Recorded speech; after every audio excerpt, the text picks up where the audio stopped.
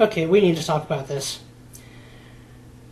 There is no reason a movie with this plot should be being released in 2018. Absolutely no reason. It's exactly the kind of movie that makes me lose motivation to keep trying to maintain good race relations. I'll explain.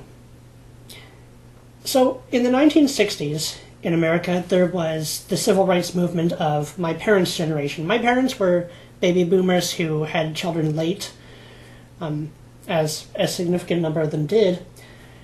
The 1960s was also the time when the massive welfare state was introduced by the request of, and votes for it, from the baby boomer hippie generation, who did not pay attention to the accumulating negative consequences of it all.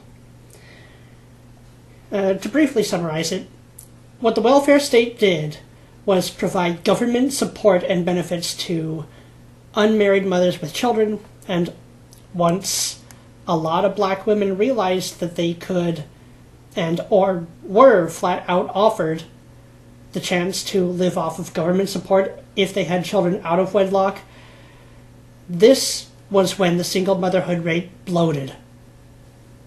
Single mothers now make up more than 70% of the family environments in the black community.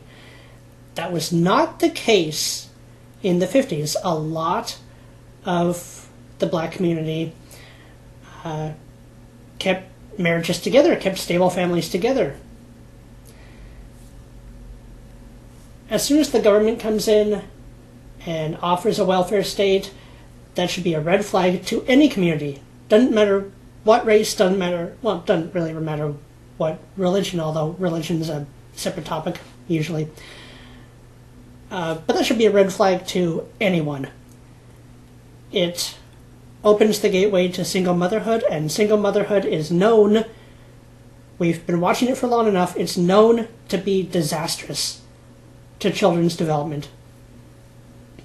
Now, it took a few more decades to spread throughout the white community for a number of complex reasons, but it has far more to do with government's temptations of women with easy security and easy income than with any proportion of really race motivation, racism. How do I know this? Because governments do this in many countries to many communities and races. They just happened in America to get the black community before the white community. If this movie had been made and released in 1968, when this desegregation, police brutality, which is really an overarching issue with police, it's again really not race-based, apart from the fact that there is a lot more crime in the black community. I mean, you can just look up the statistics. It is just the case, and the reasons are numerous. But in 1968, when there were real race issues that needed to be resolved, this movie would have been a lot more meaningful. But remember, a lot of white people fought for equal rights of blacks and for desegregation.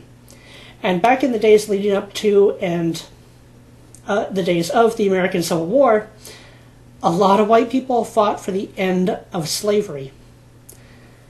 You know, white people in the South, most of them actually really hated slavery because they were actually forced by the government to go out and look for slaves trying to escape. They didn't like doing that. And the big reason why the northern states were able to industrialize sooner is because they had already gotten rid of slavery. Slavery actually hinders technological development. And so it was really only the people, like 1% of people who actually owned slaves in the South, and this isn't talked about in school. Remember how much time throughout your education was spent in social studies and similar courses talking about the history of slavery, of race relations, how much time was spent on that when it could and should have actually been spent on giving you adult world skills and just letting people let go of race gradually as they were doing. I mean, past the 1960s, race relations were improving until Barack Obama destroyed all that. We'll get to that. Well, the welfare state. Then in the mid 2000s, it was Barack Obama. We talked about the welfare state. We'll get to Obama. A lot of people a lot of white people fought for the end of slavery all over the world.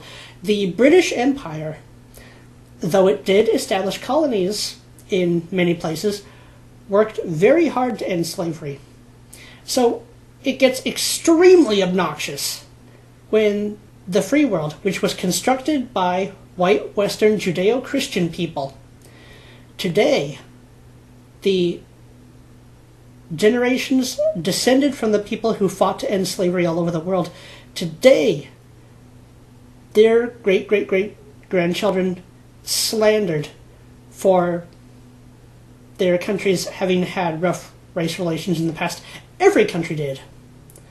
And compared to so many other parts of the world, the rough race relations in America and Canada, pretty minimal and pretty short-lived compared to, again, what went on throughout the rest of human history.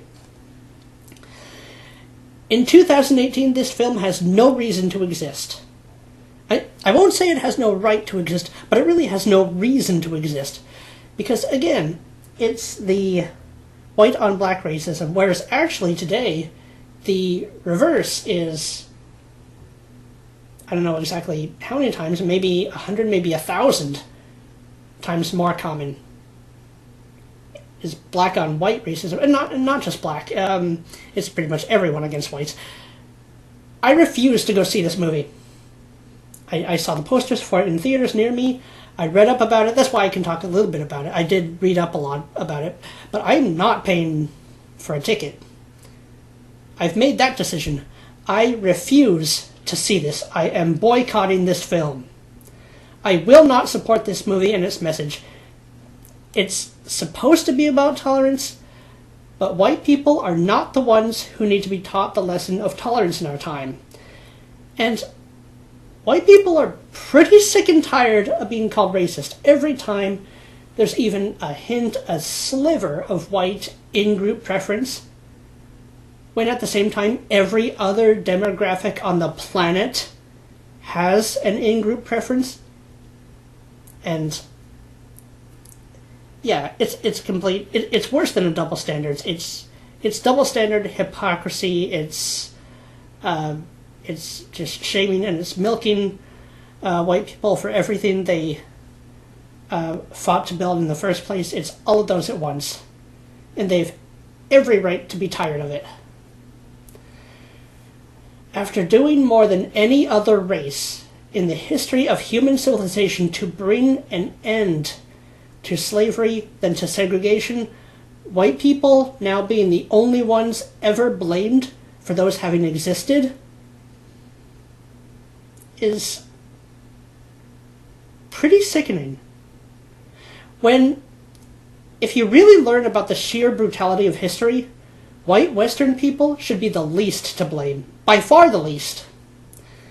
For example, the Muslims, in stark contrast to white Christians, and I know, Muslims, Islam, race, not religion, but it is a very in-group demographic.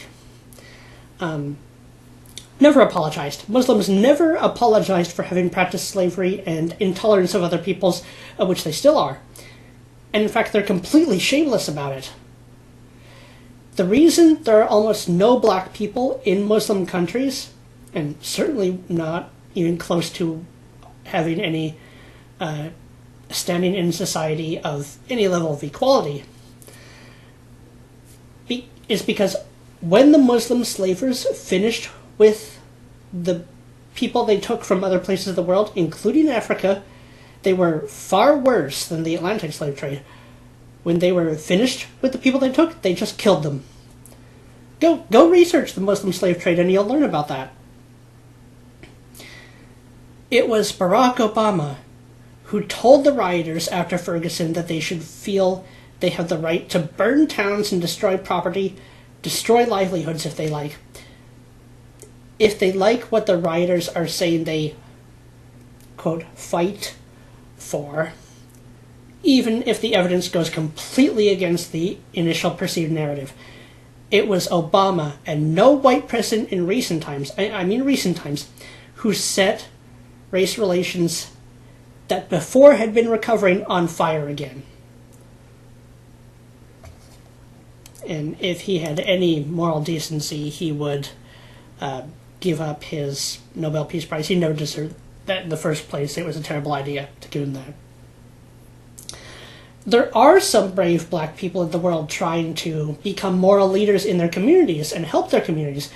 But the sad thing is, these are the people who are comparatively ignored by the mainstream media as opposed to race baiters. If you want to know of a morally brave black leader to look to today, go and listen to Reverend Jesse Lee Peterson, who, as far as I'm concerned, is brilliant. Go seek out Tommy Sotomayor, Candace Owens, Thomas Sowell, who I think he's still alive. He recently is still alive. He's brilliant too, and read his books. Those are the people who deserve an audience. Not this movie.